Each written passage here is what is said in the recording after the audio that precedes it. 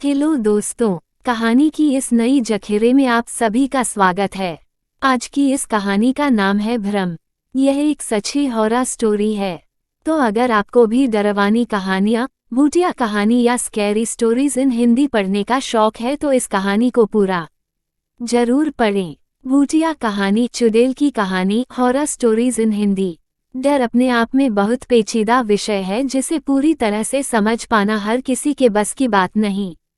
मेरी ये कहानी उन दिनों की है जब मेरी पत्नी अस्पताल में अपनी आखिरी सांसें गिन रही थी। मैं पल पल उसकी सलामती की दुआ करता और उसे खुश रखने के लिए अपने चेहरे पर झूठी मुस्कान सजाए घूमता। पर असलियत तो हम दोनों को पता थी, जिसे हम दोनों झुठला रहे थे। विनय, प्रेरणा, तुम्हें कुछ नहीं होगा। डॉक्टर लोगों को क्या मालूम। 4 किताबें पढ़ ली और खुद को भगवान समझने लग गए। जब तक मैं हूं तुम्हें मुझसे कोई जुदा नहीं कर सकता, समझी। प्रेरणा, विनय, तुम कितना झूठ बोलोगे मुझसे। मुझे भी पता है, मेरे इस कैंसर का कोई इलाज नहीं है। मेरी सांसें किसी भी वक्त बंद हो सकती है। इसलिए मुझसे वादा करो, मेरे मरने के बाद भी तुम मुझसे प्यार करते रहोगे। अपनी पत्नी प्रेरणा से ये सुन मेरी आंखें नम हो गईं। मैंने तुरंत ही उसे अपनी बाहों में भर लिया। विनय, प्रेरणा, मैंने सिर्फ तुमसे प्यार किया है और तुमसे ही करता रहूंगा। पर तुम ये सब क्यों बोल रही हो? तुम मुझे ऐसे छोड़ के नहीं जा सकती, समझी। मैं तुम्हें कुछ नहीं होने दूंगा। प्रेरणा, मैं भी तुमसे प्यार करती हूँ। तुम्हें छोड़कर नहीं जाना चाहती। मैं नहीं चाहती कि मेरे जाने के बाद तुम मुझे भुला दो और किसी दूसरी औरत से शादी कर लो। वादा करो कि मेरे मरने के बाद तुम किसी और से प्यार नहीं करोगे, वरना मेरी आत्मा तुम्हें चैन से जीने नहीं देगी। इतना कहकर प्रेरणा मुझे छोड़कर हमेशा हमेशा के लिए चली गई। उसके जाने के कुछ महीनों तक मैंने किसी दूसरी औरत की तरफ देखा तक नहीं।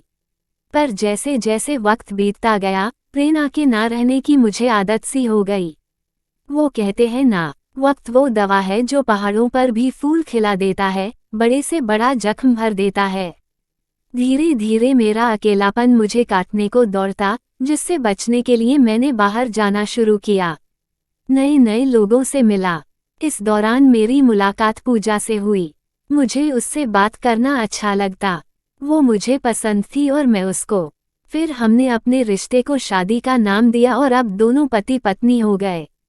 पर मुझे इस बात की भनक भी नहीं थी कि मेरा बीता हुआ कल मेरे आज का भयानक सच बन जाएगा।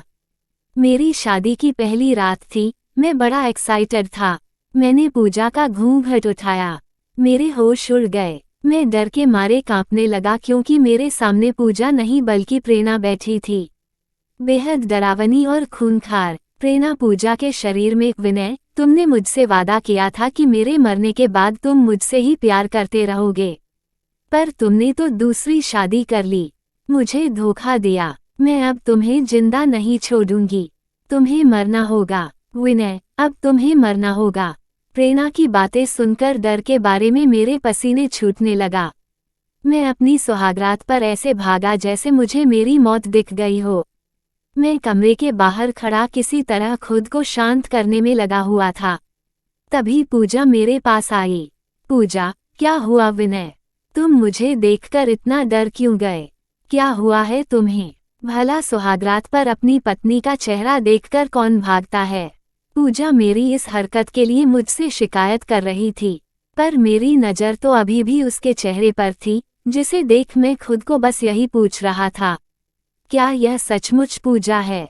कहीं प्रेरणा तो नहीं? वो मुझे मार डालेगी। मुझे जब कुछ समझ नहीं आया तो मैंने पूजा को अपने से दूर झटक दिया और कमरे में जाकर सो गया।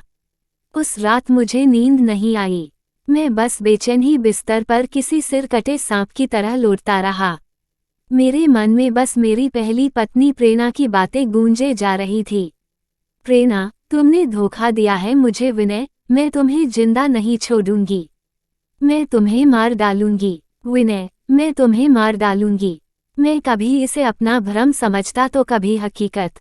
मेरी हालत को देख पूजा जैसे ही मेरे करीब आती, मैं खुद ही डरकर उससे दूर हो जाता। बेचारी, इस डर से उसने मुझे हाथ तक नहीं लगाया। शादी के कुछ दिन मैं ऐसे ही बेचैन रहा।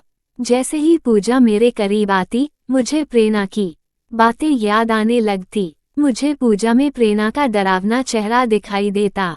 पूजा भी मेरी इस हालत को देख परेशान रहने लगी। उसे लगने लगा था कि मैं एक पागल हूँ और मैंने उसकी जिंदगी बर्बाद कर दी है। दुर्गा, अरे तुम पागल हो गए हो क्या? पता नहीं तुम्हें क्या हो गया है। मैं जैसे ही तुम्हें छूने को होती हूँ, तुम मुझसे ऐसे दूर भागते हो जैसे मैं तुम्हें मार डालूंगी। जब तुम्हारी दिमागी हालत ठीक नहीं है तो तुम मुझे पहले बता देते। मैं तुमसे शादी ही नहीं करती। कम से कम मुझे ये दिन तो नहीं देखना पड़ता। मुझे कुछ नहीं पता विनय, मुझे डिवोर्स चाहिए। तुम पागल होते जा रहे हो। पूजा को जब मैंने डाइवोर्स का कहते सुना तो मेरे होश उड़ गए। मुझे समझ नहीं आ रहा था कि मैं अपने इस रिश्ते को कैसे बचाऊं, क्योंकि मेरा घर बसने से पहले ही बिखरने को आ पड़ा था। बहुत सोचने के बाद मैंने ठाना कि मैं पूजा को सब कुछ सच सच बता दूंगा। विनय, नहीं पूजा, मुझे छोड़ के मत जाओ। मैं तुम्हारे बिना नहीं जी सकता। मैं तुम्हें सब सच बता देता हूँ। दरअसल जब जब मैं तुम्हारे करीब आने की कोशिश करता हूँ तो मेरी पहली पत्नी प्रेरणा की कही हुई बात याद आती है। पूजा, कौन सी बात? भला ऐसा क्या कहा था उसने जो तुम्हें मेरे करीब नहीं आने देता? पूजा के पूछने पर एक पल को तो मैं सोच में पड़ गया और उसे सब सच बताते हुए कहा।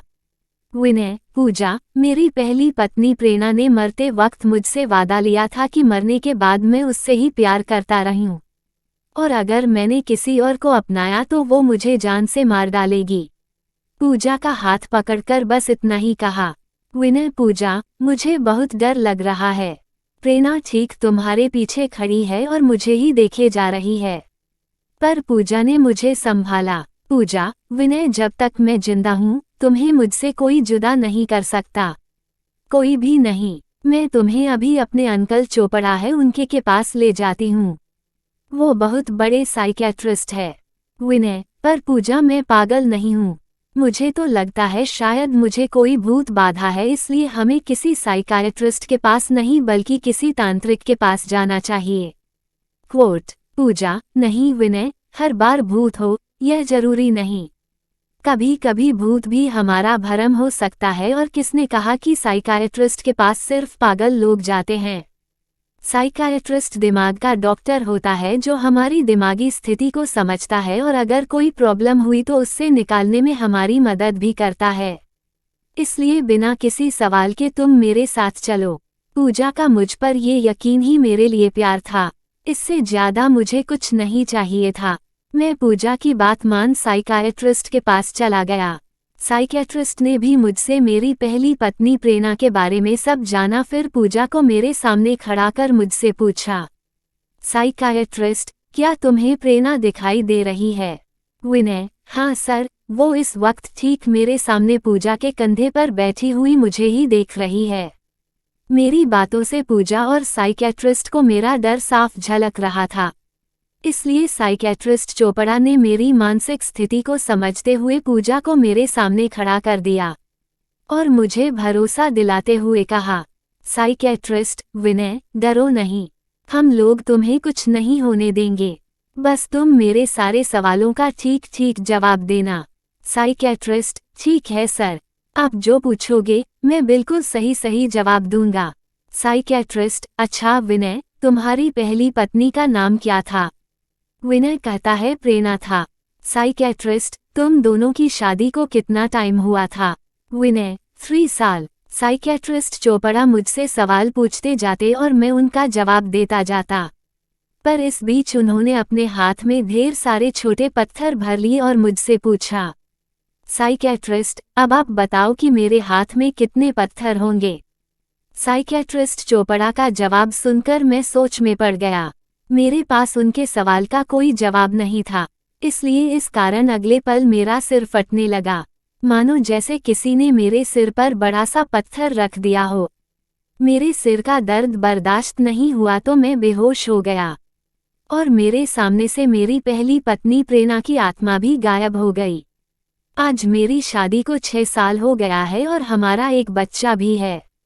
बहुत सालों बाद मुझे एक बार फिर से मिलकर उनका शुक्रिया अदा करने का मौका मिला है, और मैं इस मौके को खाली नहीं जाने देने वाला था।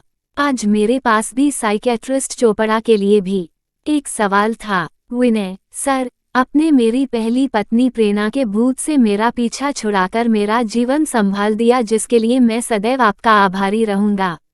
पर मेरी समझ नहीं आया कि आखिर उस प्रश्न में ऐसा क्या था कि एक झटके में ही भूत गायब हो गया। मेरे सवाल पर साइकियाट्रिस्ट चोपड़ा न मुस्कुराते हुए बोले, बेटा, दरअसल कोई भूत था ही नहीं। विनय मतलब? साइकियाट्रिस्ट, वो सिर्फ तुम्हारा भ्रम था और कुछ नहीं। दूसरी शादी करने की वजह से तुम्हें एक अपराध बोझ महसूस हो रहा था।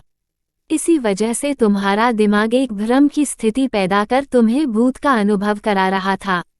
साइकियाट्रिस्ट चोपड़ा ने मुझे समझाते हुए कहा। ये सुनकर मेरे भी होश उड़ गए। विनय, अगर ऐसा था तो मैंने आपके हर सवाल का जवाब कैसे दिया?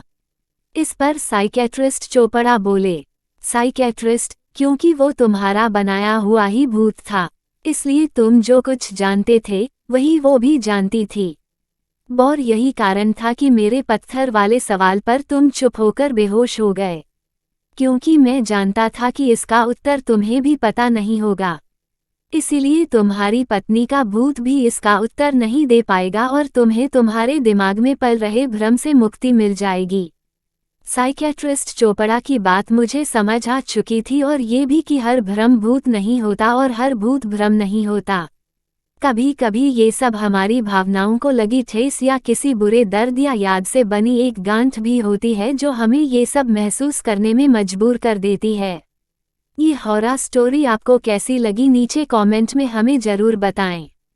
ऐसी और भी डरावनी कहानियाँ पढ़ने के लिए हमें सब्सक्राइब करें। धन्यवाद।